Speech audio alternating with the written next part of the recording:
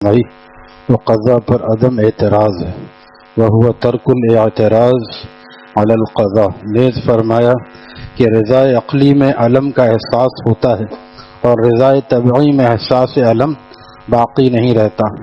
علامہ آلوسی فرماتے ہیں کہ صبر صرف زبان سے انا للہ و انا الیہ راجعون پڑھ لینے کا نام نہیں، بلکہ صبر زبان سے بھی ہو، قلب سے بھی ہو، اور اللہ تعالیٰ کی ان نعمتوں کو یاد کرے جو ان سے کہیں زیادہ ہیں۔ جو ایک آدمی اگر دنیا سے گیا ہے تو کئی رشتہ دار اس کے دنیا میں موجود ہیں۔ ایک چیز کا کوئی خدا نخواستہ آنکھ میں تکلیف ہے تو پیر میں، ہاتھ میں، کان میں تکلیف نہیں ہے، یہ ہم نہیں سوچتے۔ یہ سوچتے یہ تکلیف کیوں ہو گئی، یا فلاں ہمارا رشتہ دار کیوں مر گیا، اور جو اتنے زندہ ہیں اس پہ کوئی شکر ادا نہیں کرتے، اس پہ شکر بھی ادا کرنا چاہیے۔ یہی چیز ہے کہ امت کی تعلیم کہ جب ڈاکٹر علیہ صاحب رحمۃ اللہ تعالیٰ نے ایک دفعہ بہت شکایت بھرا خط لکھا، شکایت سے مراد پریشانیاں تھیں، میں بھی بیمار ہوں، گھر والے بھی بیمار ہیں، قرضہ بھی ہو گیا ہے، پریشانی ہے، بہت ساری پریشانیاں، اور یہ خود انہوں نے لکھا ہے کہ انتظار کر رہا تھا کہ حضرت کیا وظیفہ بتاتے ہیں۔ حضرت نے کیا وظیفہ بتایا؟ فرمایا کہ آپ نے تو اتنی پریشانیاں، اتنے امراض لکھے ہیں اور اتنی شکایات لکھی ہیں جیسے آپ کو اللہ تعالیٰ کی کوئی نعمت حاصل ہے ہی نہیں۔ کیا آپ کی آنکھیں صحیح نہیں دیکھ رہی ہیں؟ کیا آپ کا معدہ صحیح ہضم نہیں کر رہا ہے؟ کیا آپ کے پیر صحیح نہیں چل رہے ہیں؟ یہ ساری چیزیں جب اور بھی چیزیں لکھتے جو صحیح ہیں، یہ ہے۔ دوسری طرف یہ دیکھنا چاہیے جہاں پہ ایک کوئی پریشانی ہے وہاں بے شمار آسانیاں بھی ہیں۔ کتنے کھاتے پیتے لوگ ضیاء الدین میں اور لیاقت نیشنل میں جا کے دیکھیے ایڈمٹ ہیں، کیسی کیسی بیماریاں ہیں۔ تندرستی، غالب نے کہا تھا کہ تنگ دستی ہزار ہو غالب، تندرستی ہزار نعمت۔ آج تنگ دستی کا ہم رونا روتے ہیں، یہ جو گردے ہمارے فٹ ہوئے ہوئے ہیں، اگر خدا نخواستہ ایک گردہ فیل ہو جائے تو لاکھوں روپے کا، 15 20 25 لاکھ تو کوئی بہانہ ہی نہیں رکھتا۔ اس کے لیے بعض دفعہ انڈیا اور بعض دفعہ انگلینڈ تک جاتے ہیں لوگ، اور انگلینڈ تو جانے آنے میں اچھا خاصا خرچ ہوتا ہے، پھر وہاں کے کرنسی الگ ہے، تو یعنی کروڑ روپے تک کا خرچہ آ سکتا ہے۔ تو گویا کہ 2 کروڑ تو ہم نے ایسے باندھے ہیں، خدا نخواستہ آنکھ میں کچھ ہو جائے تو اس کے لیے آدمی خرچ کرنا چاہے۔ پچھلے دنوں ایک کیس آیا تھا، 25 لاکھ روپے اس بچی کی آنکھ کے لیے تھا کہ اگر اس کی آنکھ واپس آ سکتی ہے کوئی 25 لاکھ روپے مدد کر دے تو ہمارے پاس کتنی آسانی سے اللہ تعالیٰ نے دولت عطا فرمائی۔ ان سب چیزوں کا جہاں پہ آدمی انا للہ پڑھ رہا ہے تو وہاں یہ ان سب چیزوں کا استحضار بھی ہونا چاہیے کہ اللہ آپ کی بہت ساری نعمتیں ہمیں حاصل ہیں، اس پر ہم شکر بھی ادا کرتے ہیں، اور جو نعمت ہم سے آپ نے واپس لی اس پر ہم شکایت نہیں کرتے، ہم راضی ہیں، کیونکہ آپ مالک ہیں، جہاں چاہیں آپ جہاں چاہیں ہمیں رکھیں، ہمارے پیاروں کو جہاں چاہیں رکھیں۔ اس لیے فرما رہے ہیں کہ قلب میں بھی کوئی ناشکری نہ ہو، اللہ تعالیٰ کی ان نعمتوں کو یاد کرے جو ان سے کہیں زیادہ ہیں، جو حق تعالیٰ نے اس سے واپس لی ہیں۔ اس سے صبر کرنا آسان ہوگا۔ موبائل چھن گیا، جان بچ گئی، یہ کم نہیں، ورنہ کتنے لوگ اسی سال میں ابھی تک 80 آدمی مر چکے ہیں۔ ابھی 6واں مہینہ چل رہا ہے، 80 آدمی جو ہے وہ کراچی میں شہید ہو چکے ہیں چھینا جھپٹی کے کیس میں۔ تو اس سے آدمی سوچے کہ اس کے مقابلے میں اگر ہمارا ایک موبائل چلا بھی گیا 50,000 کا بھی تو پھر اس میں کیا عجیب بات ہے۔ لہذا اس پر بھی شکر ادا کرے کہ جان بچ گئی۔ تو ٹھیک ہے کہ کوئی جان کے ایسا لٹائے نہیں، اور لٹانا یہ ہے کہ بلا وجہ ایسے وقت میں نکل گئے لے کے۔ صبح کے وقت میں ایک صاحب جو ہیں وہ کراچی کی میں ہی 2.25 لاکھ کا یا 2 لاکھ کا موبائل لے کے صبح کے وقت میں نکلے۔ ظاہر سی بات ہے صبح کے وقت میں تو یہ پھر رہے ہوتے ہیں کیونکہ سناٹا ہوتا ہے، کراچی والے سب صبح کو خواب خرگوش میں ہوتے ہیں، فجر کی نماز کے وقت میں اصل سونے کا وقت ہوتا ہے ان کا۔ اکثر چوریاں جو ہوتی ہیں وہ فجر کی نماز کے وقت ہوتی ہیں۔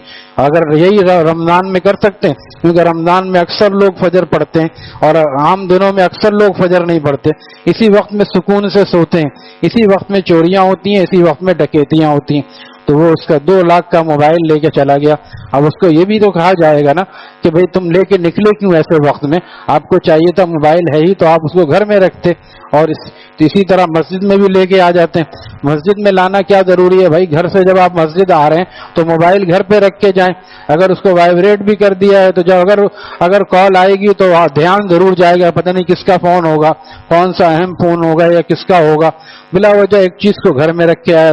تو بہت سی چیزیں تو ہماری اپنی ہی کوتاہی کی وجہ سے ہوتی ہیں. ابھی حج میں تقریباً 900 آدمی سے زیادہ شہید ہو گئے. اس میں لکھا ہے اور وہاں کے علماء نے بتایا کہ ہم نے ان کو بتایا تھا کہ آپ اس وقت میں نہ جائیں, ظہر کے وقت میں مزدلفہ کی طرف, جبکہ گرمی اتنی شدید ہے. آپ شام میں جا سکتے ہیں, لیکن جذبہ اور فضیلت حاصل کرنا, وہاں پہ جا کے فضیلت کے لیے مارا ماری ہو رہی ہے, مرنے کے لیے تیار ہیں. اور اپنے علاقوں میں یہ لوگ بہت سے نماز بھی نہیں پڑھتے بیچارے, فرض نہیں پڑھتے, داڑیاں کٹاتے ہیں, منڈاتے ہیں. وہاں ایک ذرا سی فضیلت, جبکہ جان کا خطرہ ہو تو فضیلت کو چھوڑنا ضروری ہو جاتا ہے.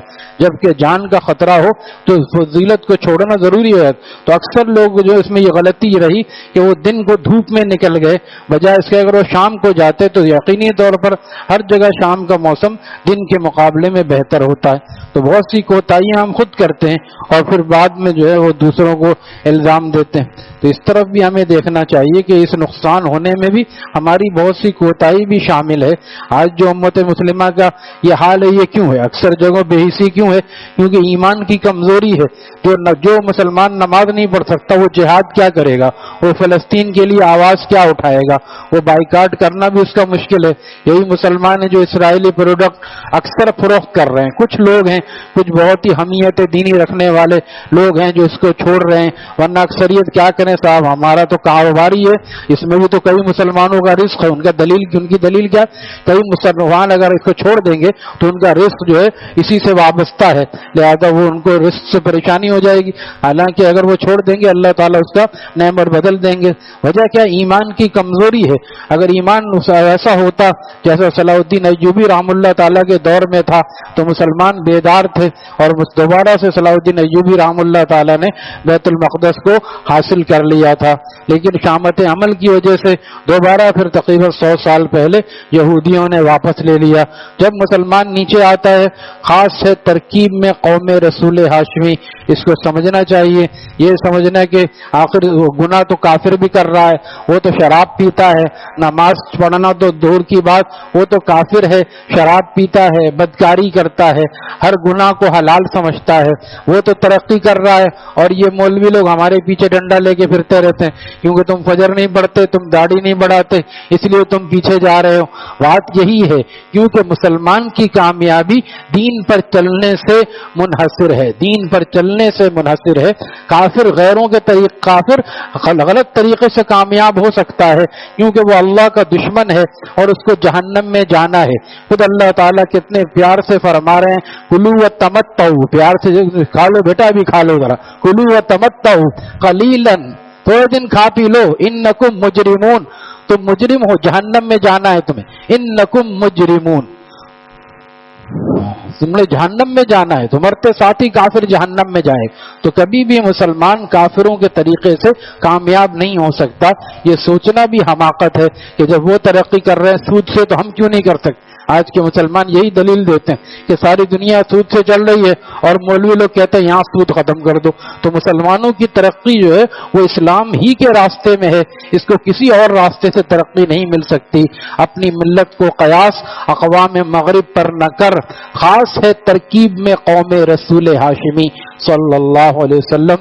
اللہ تعالی ہمیں اپنی اصلاح کے فکر کے ساتھ ماحول اور معاشرے کی اصلاح کی فکر بھی نصیب فرمائے.